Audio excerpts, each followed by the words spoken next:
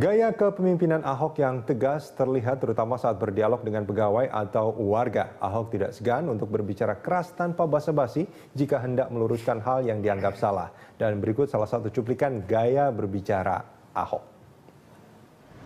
Itulah penyebab kenapa pagi kita semua esek-esek. Setelah lokalisasi ditutup. Kita bicara belak-belakan di sini. Saya nggak bicara agama ya. Bapak saya udah mati, kakek saya udah mati. Belum ada datang kepada saya, adik saya yang meninggal, kasih tahu saya surga neraka benar atau tidak. Belum ada kasih tahu saya. Tapi saya percaya ada neraka, ada surga. Maka saya nggak korupsi. Kalau Anda mau bicara agama sama saya, kita bisa berdebat. Anda selesai tentang Islam kan? Baca Al-Quran sudah habis berapa kali? Kalau mau berdebat agama ya sekarang ya.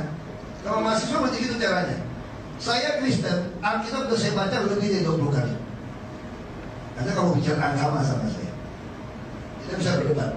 Nah, sekarang kita pertanyaannya, boleh lokalisasi atau tidak? Boleh pakai kondom atau tidak? Sosialisasi kondom atau tidak? Sekarang Anda bisa nggak paksa orang tidak ke pelacur? Apakah selingkuh tidak sama juga? Apa mesti pelacur saja? Anak SMA ganti-ganti pacaran karena HIV. Anda gimana lakukan? Saya bilang jangan berhubungan seks sebelum nikah. Saya pesan dengan baik-baik. Anak muda boleh jangan ribut sama saya lakukan. Anda masa berdebat sama saya. Tapi kalau ketika Anda nakal, saya bilang pakai kondom. Saya akan beritahu karena HIV penyebaran seperti itu. Itu pandangan saya, berdebat kita soal agama. Makanya sekarang panggil pijat di sana kan nggak ada lokalisasi. Kita nggak bisa kontrol orang. Kita bisa berdebat soal itu. Lalu Anda bicara gimana cara mengatasi soal moral segala macam. Korupsi sama berzina, kalau Tuhan nggak ampuni, sama-sama masuk neraka. Mahasiswa saya tantang, kenapa tidak pernah ribut periksa harta pejabat dari mana? Itu sudah diratifikasi konvensi PBB melawan korupsi. Undang-Undang Nomor 7 Tahun 2006. Jadi kalau ada pejabat publik hartanya bertambah tidak sesuai dengan pajak yang dia bayar dan biaya hidup dia, itu korupsi. Kan soal penertiban. Kami lakukan penertiban, ada laporan, ada juga punya oknum DPRD ada, kita turunkan. Ada. Nah sekarang mau lawan oknum TNI gimana?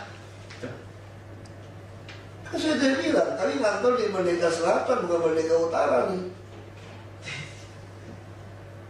Yang pasti kami mau tegakkan konstitusi, undang-undang, peraturan. Tapi kami tidak mau mati konyol hanya untuk keuntungan Anda, nggak bisa. Kalau mati konstitusi saya rela gitu. Untuk warna-warni supaya bisa hebat, Anda ngadu saya berantem, oh sorry dulu. Walaupun saya masih berantem, tapi berantemnya saya ngatur kan berantemnya ini kan. Kita berantem semua nih, kita ngatur nih berantemnya ini. Apakah prioritas untuk berantem sama orang hanya urusan warna-warni dirugikan? Itu pertanyaan saya di situ kan. Orang kalau menurut opsi pertama kita buang aja kita nggak apa-apa kok, kenapa mesti saya fight ini?